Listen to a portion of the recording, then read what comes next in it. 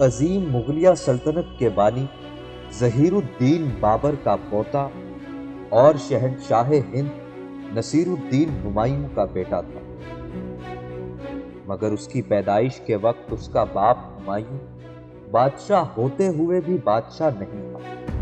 اس کی پیدائش سے کچھ پہلے اس کے والدین بے گھر تھے اور جلا وطنی کی زندگی بسر کر رہے تھے۔ وہ 3 مرتبہ اپنے والدین سے جدا ہوئے۔ اس نے بچپن میں اپنے چچا اور باپ کے درمیان اقتدار کے حصول کی جنگ بھی دیکھی اور وہ اپنے ہی ایک چچا کے ہاتھوں اغوا بھی ہوئے، مگر وہ بلا کا ذہین اور بہادر تھا۔ اس نے ہمت نہیں ہاری اور اپنی مسلسل جد و جہد کے باعث وہ بر صغیر کے ایک عظیم شہنشاہ کے روپ میں جلوہ گر ہوا، جسے تاریخ جلال الدین اکبر کے نام سے جانتی ہے۔ ناظرین، اکبر ہندوستان اور مغلیہ سلطنت کی تاریخ کا سب سے طاقتور اور مشہور ترین بادشاہ کیسے بنا؟ اس کے دور میں کیا کچھ ہوا؟ اکبر اور جودھا بائی کے عشق کی داستان حقیقت ہے یا محض کوئی افسانہ؟ اور اکبر کا بنایا ہوا مذہب دین الہی کیا تھا، جس کی بنیاد پر اس دور کے مسلمان علماء اس کے شدید خلاف ہو گئے اور اس کے اپنے پوتے شہنشاہ اورنگزیب عالمگیر نے اسے بھرے دربار میں سب سے بڑا کافر قرار دیا؟ اگر آپ ان تمام سوالوں کے جواب جاننا چاہتے ہیں تو ہماری اس ویڈیو کو مکمل دیکھیے گا۔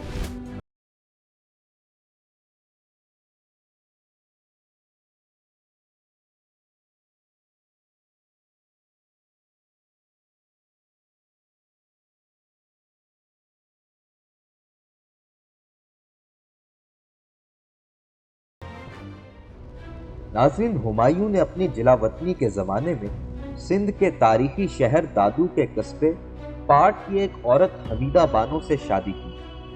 15 اکتوبر 1542 کو حمیدہ بانو کے ہاں سندھ کے علاقے عمر کوٹ میں ایک بچہ پیدا ہوا جس کا نام جلال الدین محمد اکبر رکھا گیا۔ ہمایوں نے عمر کوٹ کے راجہ کے ساتھ مل کر سندھ میں بعض علاقوں پر قبضے کی ناکام کوشش کے بعد قندھار جانے کا فیصلہ کیا۔ کوئٹہ کے نزدیک مستونگ میں اس کے بھائی مرزا عسکری نے اسے گرفتار کرنے کی کوشش کی تو وہ ایران کی جانب نکل گیا۔ تھوڑے سفر کے بعد بھی اسے حمیدہ بانو اور اکبر کا خیال آیا، جنہیں وہ مستونگ کے کیمپ میں چھوڑ آیا تھا۔ اس نے فوراً بیرم خان کے ساتھ ایک سردار کو کیمپ روانہ کیا تاکہ وہ اکبر اور حمیدہ کو واپس لے آئیں۔ وہ حمیدہ کو تو کیمپ سے نکالنے میں کامیاب ہو گئے، لیکن انہیں اتنی مہلت نہ ملی کہ وہ اکبر کو بھی کیمپ سے نکال پائے۔ جیسے ہی حمیدہ بانو کو نکالا گیا تو عسکری کی فوج نے 2000 سپاہیوں کے ساتھ کیمپ کا محاصرہ کر دیا اور جیتی آنگن کے شوہر شمس الدین نے اکبر کو اس کے چچا عسکری کے حوالے کر دیا۔ عسکری نے مسکراتے ہوئے اکبر کو گود میں لیا، لیکن بچہ اجنبی چہرہ دیکھ کر رونے لگ گیا، جس پر عسکری نے کہا کہ ہم جانتے ہیں یہ کس کا بچہ ہے، یہ ہمیں دیکھ کر کیوں خوش ہوگا۔ اس کے بعد شیرخوار اکبر کو اس کا چچا اپنے ساتھ قندھار لے گیا، جہاں اس کی ابتدائی پرورش ہوئی۔ 1545 کے بعد جب ہمایوں نے قندھار اور کابل پر قبضہ کیا تو اکبر اسے واپس مل گئے۔ ناظرین، اکبر کا دھیان پڑھائی پر بالکل نہیں تھا، لہٰذا وہ ان پڑھ رہا، حتیٰ کہ حروف تہجی بھی نہ سیکھ سکا۔ لیکن بادشاہ بننے کے بعد اس نے دوسروں سے بہت سی کتابیں پڑھوا کر سنی اور تاریخ، فلسفہ، سیاسیات اور مذہب کی خاطر خواہ معلومات حاصل کر لی۔ ہمایوں نے 1555 میں اسے پنجاب کا گورنر نامزد کیا اور اس کے ولی عہد ہونے کا بھی اعلان کر دیا۔ جلال الدین اکبر اپنے والد نصیر الدین ہمایوں کی وفات کے بعد 14 فروری 1556 کو صرف 13 سال کی عمر میں تخت پر بیٹھا اور اس کا پھپھا بیرم خان اس کا سرپرست مقرر ہوا۔ اکبر کی مشکلات تخت نشینی کے ساتھ ہی شروع ہوئی۔ بیرم خان نے اپنی منمانیاں شروع کر دی، لیکن وہ جلد ہی مکہ کے سفر کے دوران قتل ہو گیا۔ حاکم لاہور ابو المعالی نے بغاوت کر دی، لیکن پکڑا گیا اور فرار ہو کر فوج جمع کی اور کشمیر پر حملہ کر دیا۔ راجپوت بھی اثر نو میدان میں آ گئے۔ میواڑ، مرور بندی، بیکانیر، جودھپور اور نتھگور کے قلعے راجپوتوں کی قوت کا مرکز بن گئے۔ رانا درگاوتی ان کی تنظیم سازی کر رہے، دوسری جانب کشمیر اور سندھ کے حکمران بھی باغی ہو چکے۔ کوہ ہمالیہ کی ریاستیں پہلے ہی آزاد تھیں، جبکہ گجرات، دکن اور جیا نگر کی ریاستیں بھی خلاف تھیں۔ اکبر کا اس سے 2 سال چھوٹا کمسن سوتیلا بھائی، جو کابل اور قندھار کا گورنر تھا، وہ بھی ہندوستان کی حکومت کا خواہش مند تھا۔ اس کے ساتھ ساتھ ایرانی اور چغتائی امراء بھی پیچھے نہ رہے۔ ناظرین، یہاں سے آگے 50 سال کی جدوجہد ہے۔ جلال الدین اکبر نے بلا شبہ بڑی فتوحات سے سلطنت کو وسیع اور مضبوط کیا۔ دوسری طرف اپنی عظیم انتظامی اصلاحات، عقل مندانہ حکمت عملیوں اور شاندار تعمیری کارناموں سے سلطنت مغلیہ کو عظمت بخشی اور سنہری باب کا آغاز کیا۔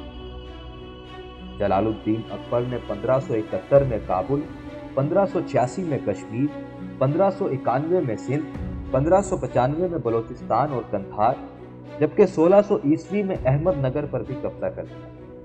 اس نے سلطنت کو بہتر انتظامات کے لیے 14 صوبوں میں تقسیم کیا۔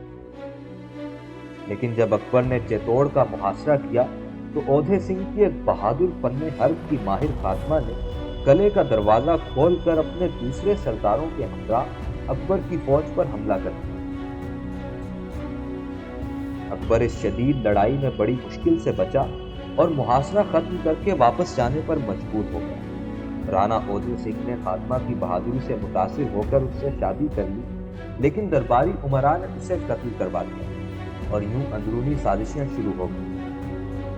حالات کا فائدہ اٹھاتے ہوئے اکبر نے اپنے ایک مغرور دشمن کو حوالے نہ کرنے کا بہانہ پا کر ایک بار پھر 1567 میں میواڑ پر حملہ کر دیا، اور اس بار مردوں کے ساتھ ساتھ عورتوں نے بھی زرہ پہن کر دستوں کی کمان سنبھالی۔ ناظرین، جب محاصرہ لمبا ہو گیا اور سپاہیوں کی تعداد کم ہو گئی تو رسم جوہر کے تحت ہزاروں عورتیں عزت و ناموس کی خاطر آگ میں کود گئیں۔ بہادر راجپوتوں نے کیسری لباس پہن کر قلعے کے دروازے کھولے اور پھر کشت و خون کے دریا بہائے۔ 30,000 سے زائد آدمی قتل ہوئے۔ رانا اودھے سنگھ فرار ہو کر کومل پیر کے پہاڑی علاقے میں چلا گیا اور وہاں ایک شہر اودھے پور بسایا اور وہیں فوت ہوا۔ ناظرین، اودھے سنگھ کے کئی بیٹے تھے، لیکن رانا پرتاپ کو امراء نے تخت نشین کر دیا۔ اس نے اپنے سرداروں اور فوجیوں سے قسم لی کہ جب تک میواڑ اور چتوڑ فتح نہ ہو، چارپائی پر سونا، برتن میں کھانا اور داڑھی منڈوانا حرام۔ اس طرح رانا پرتاپ نے سلطنت اکبری کا 25 سال تک مقابلہ کیا۔ اس کا اعلان تھا کہ جو راجپوت شہنشاہ اکبر کی اطاعت کرے گا وہ ہمارا دشمن ہے، اس کے خاندان سے ہمارا کوئی تعلق نہیں۔ عمر کے آخری حصے میں رانا پرتاپ نے نیردر، کاکردن، سلومبر، منڈل گڑھ سمیت 32 قلعے فتح کیے۔ لیکن یہاں یہ واضح رہے کہ رانا پرتاپ سنگھ اور جلال الدین اکبر کے درمیان ہندومت اور اسلام کی جنگ ہرگز نہیں، بلکہ یہ جنگ مغل سلطنت اور ریاست میواڑ کی جنگ تھی۔ اسی لیے رانا پرتاپ کا ایک سپہ سالار حاکم خان سوری اور اکبر کی فوج کا سپہ سالار مان سنگھ تھا۔ اس کے علاوہ رانا پرتاپ کے بہت سے راجپوت اکبر نے اپنے ساتھ ملائے اور انہیں بہت بڑے عہدے اور ذمہ داریاں دیں۔ وہ ان کی وفاداری اور بہادری کا معترف تھے۔ ناظرین، بادشاہ اکبر کے بارے میں مشہور ہے کہ اس نے جے پور کی راجپوت ریاست آمیر کے راجہ بھارمل کی سب سے بڑی بیٹی جودھا بائی سے شادی کی تھی، جو اکبر سے شادی کے بعد مریم زمانی کے نام سے بھی مشہور ہوئی، اور اسی نے اکبر کے بیٹے شہزادہ سلیم کو بھی جنم دیا۔ لیکن حقیقت یہ ہے کہ مغلوں کے ریکارڈ میں کہیں بھی مریم زمانی یا جودھا بھائی کا ذکر موجود نہیں۔ بادشاہ اکبر کے دربار میں 3 تاریخ کار ابو الفضل، عبد القادر بدایونی اور نظام الدین بخشی موجود تھے، جنہوں نے اکبر کے دور کی تاریخ پر بالترتیب 3 کتابیں اکبر نامہ، منتخب التواریخ اور طبقات اکبری لکھی، لیکن ان تینوں کتابوں میں کہیں جودھا بائی کا ذکر موجود نہیں۔ اس کے بعد جہانگیر کی اپنی کتاب تذکِ جہانگیری میں بھی اس کی ماں کا نام نہیں لکھا گیا۔ पटना की खुदा बख्श लाइब्रेरी के डायरेक्टर और मौर्रिख इम्तियाज अहमद के मुताबिक अकबरनामा में अकबर की एक राजपूत शहजादी से शादी का जिक्र है जिसने बाद में शहजादा सलीम को जन्म दिया, लेकिन मरियम ज़मानी जहांगीर की वालिदा का नाम नहीं बल्कि उसका खिताब था और नाम जोधाबाई मुगलिया दौर की किसी दस्तावेज में नहीं मिलता। तारीखदान इम्तियाज अहमद के मुताबिक अकबर की बीवी के लिए जोधाबाई का नाम पहली बार लेफ्टिनेंट कर्नल जेम्स टोड ने अपनी किताब annuls and antiques of Rajasthan में इस्तेमाल किया। इम्तियाज अहमद के मुताबिक कर्नल जेम्स कोई प्रोफेशनल हिस्टोरियन नहीं थे और उन्होंने अपनी किताब के लिए राजपूतों के लोक अदब पर इन्हिसार करते हुए पहली मर्तबा जोधा का नाम इस्तेमाल किया था। नाज़रीन, आपको ये जानकर शदीद हैरत होगी कि तारीखदानों का एक तबका इस ख्याल का हामी है कि जोधाबाई अकबर की नहीं बल्कि उसके बेटे जहांगीर की बीवी थी। इलाहाबाद बस्ती जामिया के प्रोफेसर और तारीखदान NR फारूकी के मुताबिक जोधाबाई अकबर की राजपूत मलिका का नाम नहीं था बल्कि यह जहांगीर की बीवी मानमती जोधपुरी को कहा जाता था, जिसका असल नाम जगत गोसाई था। भारत में कौमी कौंसिल बराए तालीमी तहकीक व तरबियत की शाया करदा 11वीं जमात के निसाब में शामिल तारीख की किताब में भी ये इबारत मिलती है कि ओदे सिंह ने अपनी हैसियत मुस्तहकम करने के लिए बाद में जोधाबाई कहलाने वाली अपनी बेटी जगत गोसेन की शादी अकबर के बेटे सलीम यानी जहांगीर से कर दी। नाज़रीन, जनवरी 2017 में पुर्तगाली नजात भारतीय मुसन्निफ लुइस डी ऑसिस ने अपनी किताब Portuguese India and Mughal relations 1510 ta 1535 में दावा किया कि जहांगीर की वालिदा मुमकिना तौर पर एक पुर्तगाली खातून डोना मारिया मास्करनास थी। मुसन्निफ के मुताबिक डोना मारिया को उसकी बहन के हमरा मुमकिना तौर पर बहीरा अरब के पानियों से गिरफ्तार किया गया था, जिसके बाद गुजरात के हाकिम बहादुर शाह ने उसे 1500 ईस्वी के वस्त में जलालुद्दीन अकबर को तोहफातन पेश किया। मुसन्निफ के मुताबिक उस वक्त अकबर की उम्र महज 18 बरस थी जबकि डोना मारिया 17 साल की थी।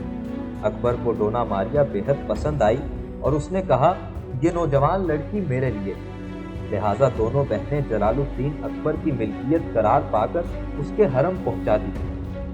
मुसन्निफ का कहना है कि पुर्तगालियों और कैथोलिक्स के लिए यह तस्लीम करना बेहद मुश्किल था कि उनका कोई हम मजहब मुगलों के हरम में है। दूसरी जानिब मुगलों के लिए एक ऐसी औरत को मलिका तस्लीम करना मुश्किल था जो मुसलमान नहीं बल्कि मसीही और गोरी थी। लिहाजा ये वो सच था जिसको छुपाने के लिए बरतानवियों और मुगलों ने जोधाबाई की कहानी की। मुसन्निफ मजीद सवाल उठाता है कि जहांगीर ने अपनी किताब तस्के जहांगीरी में अपनी वालिदा का जिक्र नाम लेकर क्यों नहीं किया? क्या इसकी वजह यह थी कि उसकी माँ का ताल्लुक मुसलमान या आला हिंदू खानदान से नहीं था, या नाम छुपाने की वजह यह थी कि वो एक फिरंगी थी? मुसन्निफ के मुताबिक शहंशाह जहांगीर ने जिस तरह मसीहियत और मसीही मिशनरियों की सरपरस्ती की, उससे महसूस होता है कि उसकी वालिदा राजपूत नहीं बल्कि पुर्तगाली थी। नाज़रीन, जलालुद्दीन अकबर का मजहबी इल्म बहुत महदूद था। उसने शरीयत की तशरीहात और फरोई मामलात में मुसलमान उलमा के इख्तिलाफात से तंग आकर 1579 में दरबारी उलमा के दस्तखतों से एक फतवा ऐलान मासूमियत जारी करवाया, जिसके तहत इस्लाम की तावील तशरी और मजहबी उमूर के तमाम फैसलों के गैर मामूली इख्तियारात खुद हासिल कर लिए। जिन लोगों ने इस इक़दाम की मुखालफत की उन्हें फांसी पर लटकवा दिया और 1581 में अपना हल्का इदारत तौहीद इलाही के नाम से कायम किया। इस हल्का इदारत के तहत पहला अकीदा ये था कि खुदा एक है। दूसरा अकीदा ये कि शहंशाह अकबर इस दुनिया में खुदा का नायब है। इसके साथ ही दीन इस्लाम के दूसरे अहम तरीन अकीदे यानी अकीदा रिसालत को भी खत्म कर दिया गया। लेकिन अकबर यहीं पर नहीं रुका, बल्कि उसके खुद साख्ता दीन इलाही के गुमराहकुन अहकामात में माथे पर तिलक लगाकर अतवार की दोपहर को पगड़ी हाथ में पकड़े बादशाह के दरबार में हाजिर होना और उससे पगड़ी बंधवाना और अल्लाहु अकबर वाला तमगा पाना, सलाम का तरीका अल्लाहु अकबर कहना और जवाब में जल्ला जलालुहु कहना, जिंदगी के दौरान ही अपनी रस्में 40वां अदा करना, دعوت کرنا, یوم ولادت دھوم سے منانا, مردے کے دفن کے لیے پہلے اس کے گلے میں کچا اناج اور پھر پتھر باندھ کر اسے دریا میں ڈالنا تاکہ اس کے گناہ دھل جائیں, لاش پھول جانے پر اسے جلانا یا دفن کرنا, لیکن اس طرح کہ سر مشرق اور پاؤں مغرب کی طرف ہو, عام حالات میں بھی نیند کے لیے اسی طرح سونا, گوشت خوری کو ممنوع قرار دینا, نابالغ, بوڑھی اور بانجھ عورت مجامعت کے لیے ناجائز قرار دینا, شادی کی کم از کم عمر لڑکے کی 16 سال اور لڑکی کی 14 سال قرار دینا, منگنی کے لیے بھی 12 سال کم از کم عمر قرار دینا, اذان اور باجماعت نماز پر بھی پابندی لگانا, سجدہ صرف بادشاہ کے لیے مقرر کرنا, روزہ رکھنے پر پابندی لگانا, حج کو غیر ضروری قرار دینا, عیدین کی نمازیں ختم کر دینا, مساجد کے دروازوں پر ہندو چوکیدار متعین کرنا اور مسجدوں کو تالے لگا دینا یا استبل بنا دینا بھی شامل ہے. اس کے علاوہ اکبر نے عید کی بجائے جشن نوروز کو سرکاری تہوار قرار دیا. نہ صرف یہ, اس نے محمد اور احمد ناموں پر بھی پابندی عائد کر دی اور خود بھی اپنے نام سے اسم محمد نکال دی. ناظرین, ہندو مورخین کی اکثریت اکبر کے اس گمراہ ترین اور نام نہاد دین الہی کی تعریف کرتی ہے اور اس کے اقدامات کو ہندو مسلم اتحاد کی کوشش قرار دیتی ہے, لیکن اکبر کے دور میں صرف چند ہزار افراد ہی اپنی مجبوریوں اور لالچ کے باعث اس دین الہی کا حصہ بنے. حتیٰ کہ رانا مان سنگھ نے بھی اسے قبول نہ کیا اور یہ کہا کہ میں بادشاہ کا وفادار ملازم ہوں, اگر وہ چاہے تو میں اس پر جان بھی قربان کرنے کو تیار ہوں, اگر وہ حکم دے تو میں ہندو مت کو چھوڑ کر اسلام کو قبول کرنے کو بھی تیار ہوں, لیکن میرے نزدیک اس ملک میں مذاہب دو ہی ہیں, ایک ہندو مت اور ایک اسلام. بادشاہ کا حلقہ ادارت کوئی مذہب نہیں. ناظرین, خواجہ باقی اللہ بیر نقشبندی نے اکبر کی اس گمراہ کن مذہبی پالیسی کو بدلنے کے لیے شاہی دربار میں اپنا اثر و رسوخ پیدا کرنا شروع کیا اور بہت جلد شیخ فرید الدین کلیچ خان گورنر لاہور اور عبد الرحیم خان خانخانہ سپہ سالار اعظم دکن ان کے معتقد ہو گئے. مجدد الف ثانی رحمۃ اللہ علیہ نے اپنے مرشد کے کام کو جاری رکھا اور جہانگیر کے دربار سے بھی تمام غیر مذہبی اثرات زائل کر دیے. یہ ان کی محنت کا نتیجہ تھا کہ بعد میں اورنگزیب عالمگیر نے بھرے دربار میں اکبر پر تبصرہ کرتے ہوئے کہا کہ میرا دادا سب سے بڑا کافر تھا. ناظرین, اکبر کی شخصیت پر بات کی جائے تو شہنشاہ جلال الدین اکبر ایک نہایت بہادر جرنیل تھا. اس کا کہنا تھا کہ اگر سلطنت میں توسیع کی کوشش نہ کی جائے تو دشمن قبضہ کرنے کے منصوبے بنانے لگتا ہے. بچپن کے ان پڑھ اکبر کو علم سے رغبت ہوئی تو اس نے فیضی سے مدد لی اور 25,000 سے زائد کتب پر مشتمل لائبریری قائم کر دی. اس کے ساتھ ساتھ اکبر شعراء اور ادیبوں کا بھی قدردان تھا. موسیقی سے اسے خاص لگاؤ تھا اور فن تعمیر سے بھی خاص دلچسپی تھی. سنگ سرخ اور راجپوت فن کے گہرے اثرات اکبری عہد کی تعمیرات اور عمارات میں نظر آتے ہیں. اکبری تعمیرات میں شہر لاہور کے 13 دروازے, ہمایوں کا مقبرہ, آگرہ کا قلعہ اور الہ آباد کا 40 ستونوں والا محل قابل ذکر. ناظرین, اکبر کی عمر کے آخری سال نہایت خوشگوار تھے. وہ ہندوستان کا سب سے طاقتور شہنشاہ بن چکا تھا, لیکن اس کی والدہ کی وفات, شہزادہ دانیال کی موت, ابو الفضل کے قتل اور شہزادہ سلیم کے باغیانہ رویے نے اس کی زندگی کے آخری ایام پریشان کن بنا دی. آخر کار شہنشاہ ہند جلال الدین اکبر بیمار ہو کر اکتوبر 1605 میں وفات پا گئے. لیکن اکبر کے بعد مغلیہ سلطنت کی عظیم الشان تاریخ پر مشتمل یہ داستان ایک نئے اور سنسنی خیز دور میں داخل ہونے جا رہی ہے. اس سیریز کی اگلی قسط میں ہم آپ کو اکبر کے بیٹے اور مغلیہ سلطنت کے چوتھے شہنشاہ نور الدین جہانگیر کے بارے میں بتائیں گے. جہانگیر نے اپنے والد اکبر سے بغاوت اور اپنے بیٹے خسرو سے جنگ کیوں کی؟ اس نے نور جہاں کو حاصل کرنے کے لیے کس کس کو موت کے گھاٹ اتارا؟ جہانگیر کا مذہب کیا تھا اور اس نے مجدد الف ثانی رحمۃ اللہ علیہ کو قید میں کیوں ڈالا؟ یہ سب ہم آپ کو بتائیں گے ہسٹری آف مغل ایمپائر کی اگلی قسط میں. تو اگر آپ نے ابھی تک ہمارے چینل کو سبسکرائب نہیں کیا تو ابھی سبسکرائب کر لیں اور بیل آئیکن کو بھی لازمی پریس کر دیں تاکہ ہماری تمام ویڈیوز کے نوٹیفیکیشن آپ کو وقت پر ملتے رہیں۔